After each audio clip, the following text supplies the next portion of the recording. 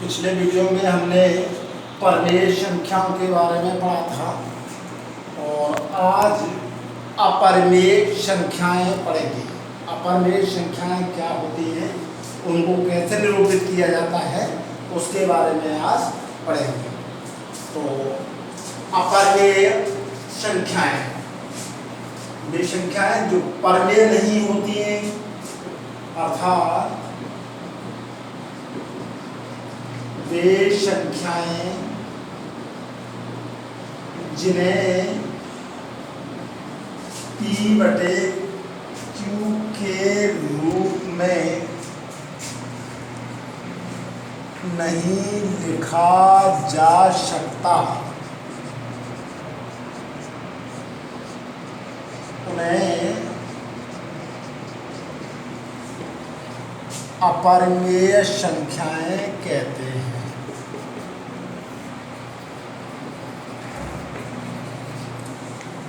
जैसे अपरमेय संख्याएं कौन कौन सी होती हैं? √2, √3, 2 का पूरा पूरा वर्गमूल नहीं आएगा, 3 का पूरा पूरा वर्गमूल नहीं आएगा, √5, √6, √7 इस प्रकार की संख्याएं हमारी अपरमेय संख्याएं होती हैं। और क्या है, ये एक संकेत है जिसे कहते हैं हम पाई। ये भी अपरमेय संख्या है, इसका क्या नाम है? पाई पढ़ते हैं इसको। और कैसी संख्याएं होती हैं इनके अलावा कि अंकों की पुनरावृत्ति न हो, आवर्ती हो परंतु अंकों की पुनरावृत्ति न हो। 2.1, 3, 5, 7, 6, 8, 0, 1, 9, 2, 4 ...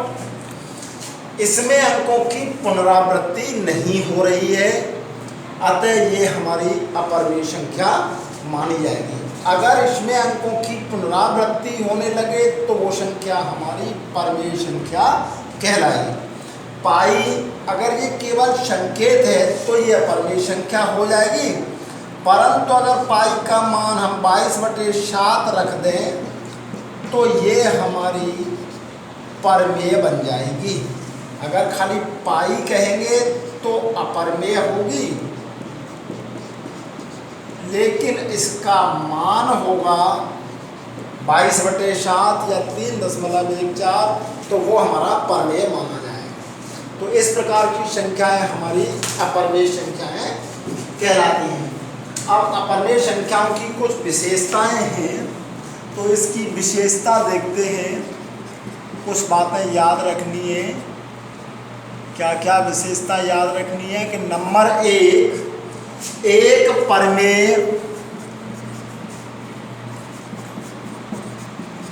तथा एक अपरमेय। एक संख्या हमारी परमेय हो और एक अपरमेय हो, इन संख्याओं का योग या अंतर अपरमेय होता है। संख्याओं का योग या अंतर अपरमेय होता है। जैसे एक संख्या ली हमने 2, परमेय है, और इसमें एक अपरमेय जोड़ दी √3, तो ये पूरी संख्या कैसी कहलाएगी? हमारी अपरमेय होगी। या 5 - √2 अंतर हो गया, तो ये भी कैसी कहलाएगी? अपरमेय। पहली बात तो 2 संख्या लेंगे जिनमें एक परमेय हो और एक अपरमेय हो, तो उनका योग या अंतर अपरमेय होता है। अब दूसरी विशेषता क्या है कि एक परमेय और एक अपरमेय संख्या का गुणा, एक परमेय तथा एक अपरमेय संख्या का गुणा अपरिमेय होता है, अपरिमेय होता है। जैसे 2 का गुणा √3 में किया तो ये बन गया 2√3। जे परमेय है, जे अपरमेय मिला करके 2√3, जे कहलाएगी हमारी अपरमेय। तीसरी विशेषता और है अभी,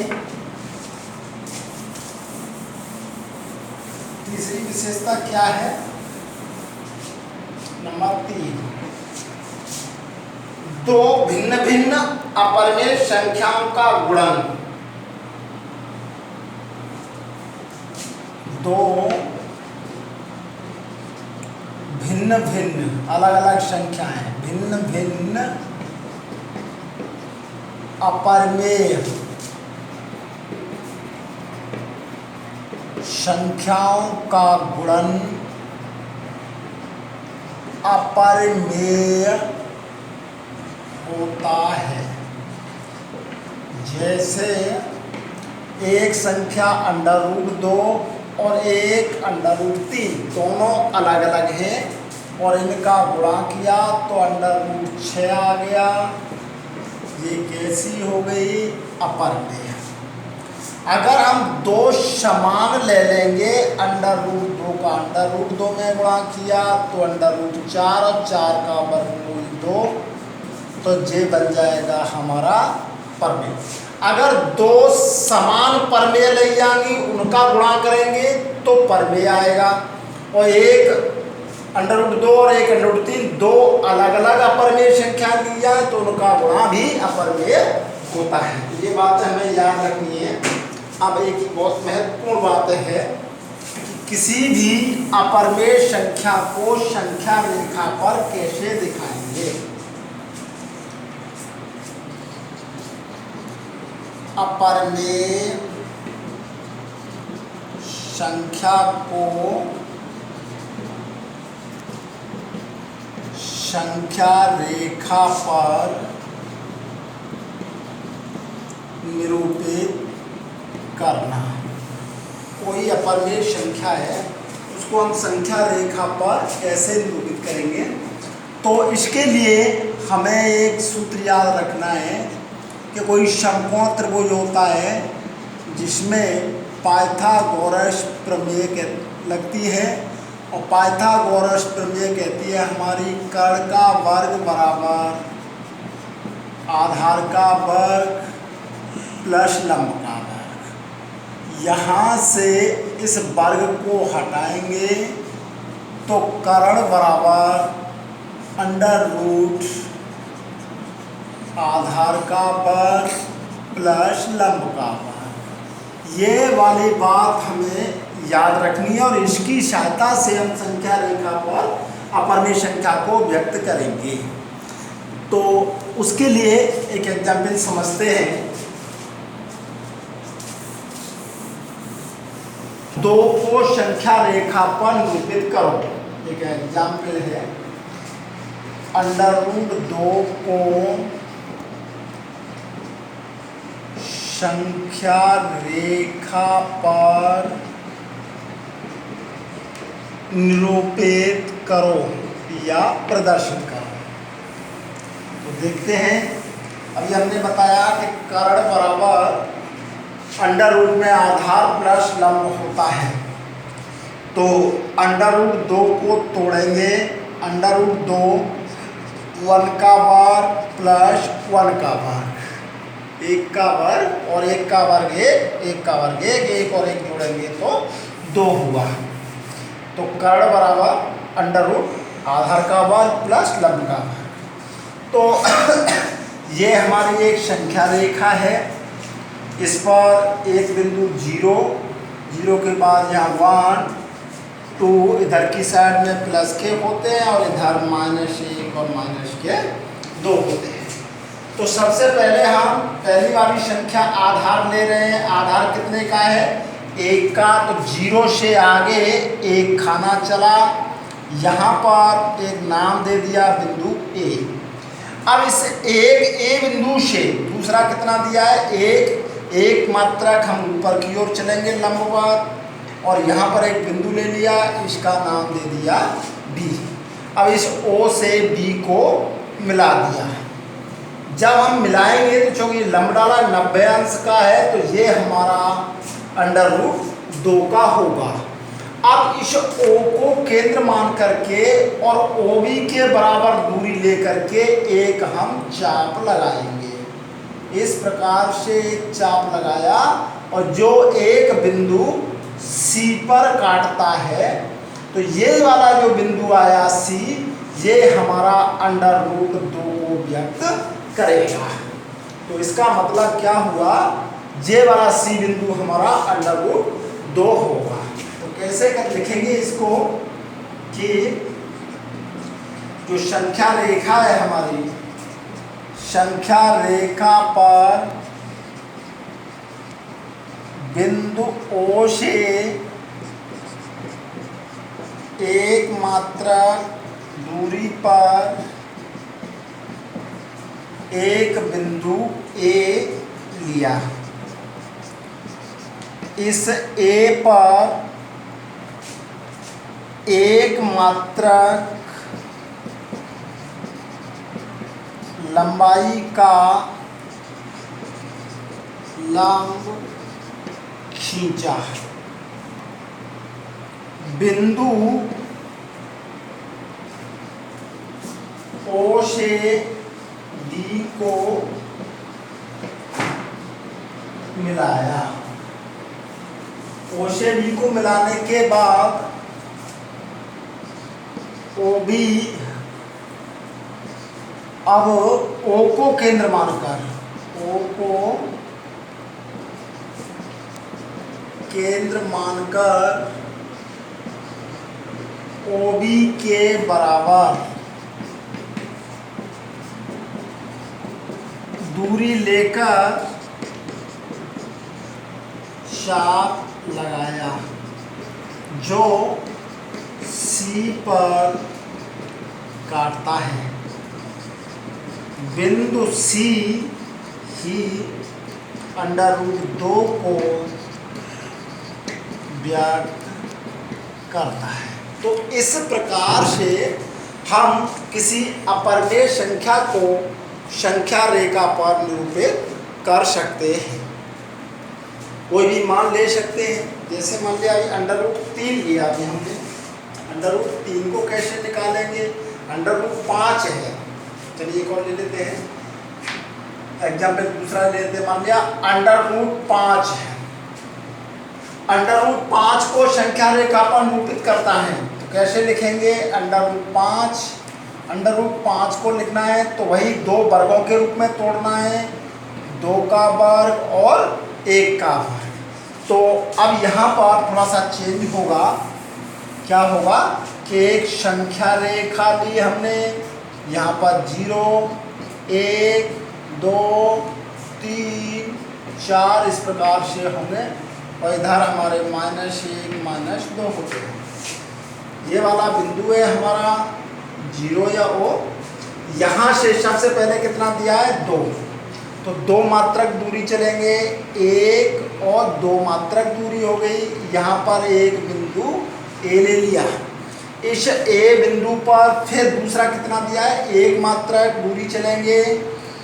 यहाँ पर बिंदु हो गया हमारा B और O से B को हमने मिला लिया, तो ये हमारा होगा √5 का। अब O को केंद्र मान करके OB के बराबर दूरी लेकर के एक चाप लगाया, ये चाप यहाँ पर काट रहा है और ये वाला बिंदु हो गया C। ये C वाला बिंदु ही हमारा √5 को व्यक्त करेगा। कैसे लिखेंगे, फिर वही भाषा हुई, संख्या रेखा पर बिंदु O से 1 की बजाय 2 मात्रक दूरी पर एक बिंदु A लिया, A पर 1 मात्रक लंबाई का लंब खींचा, बिंदु O से B को मिलाया, O को केंद्र मानकर OB के बराबर दूरी लेकर चाप लगाया जो C पर काटता है। बिंदु C ही हमारा कितनी वैल्यू को प्रदर्शित करेगा, √5 को व्यक्त करता है। तो इस प्रकार से हम किसी भी अपरिमेय संख्या को संख्या रेखा पर व्यक्त कर सकते हैं। अब प्रश्नावली की बात करते हैं। प्रश्नावली 1D, इसका पहला सवाल देखें। संख्या रेखा पर निम्न बिंदुओं के बीच की दूरी ज्ञात करो। तो पहला सवाल है -7 तथा 4। तो संख्या रेखा बनाएंगे जिस पर एक बिंदु 0 होगा, 0 से आगे 1 2 3 4 5 6 ऐसे इधर प्लस की संख्या है, और 0 के पीछे -1 -2 -3 -4 -5। पहली संख्या कितनी है? माइनस के साथ इधर होंगे, -6 -7 और -8। तो पहली कितनी है? -7। तो -7 पर यहाँ पर एक निशान लगा दिया हमने, और दूसरी है +4 यहाँ पर एक निशान लगा दिया। इन दोनों बिंदुओं के बीच कितने अंतराल हैं, कितने खाने हैं, वो गिन लेंगे। ये दोनों बिंदुओं के बीच की दूरी हो जाएगी। तो कितने हो गए ये? यहाँ से देखिए 1 2 3 4 5 6 7 8 9 10 और 11। तो बीच की दूरी कितनी हो गई? 11। अब सूत्र से कैसे लिखेंगे हम? जैसे हमारा नियम कहता है कि बीच की दूरी बराबर अंतिम संख्या में से पहली संख्या घटा देंगे। 4 माइनस और कितने माइनस के साथ घटाया, तो 4 माइनस माइनस प्लस हो गया, 7 और 4 11 मात्रक। ये हो गया हमारा पहले का पहला। अब इसी का सेकंड सवाल और देखें। पहले का दूसरा सवाल -7 तथा ये मापांक मॉड -7 इसके बीच की दूरी। तो ये निरपेक्ष मान को व्यक्त करता है। हम दूसरी भाषा में ऐसे भी कह सकते हैं -7 तथा इसका निरपेक्ष मान मॉड -7 का निरपेक्ष मान प्लस के साथ होगा।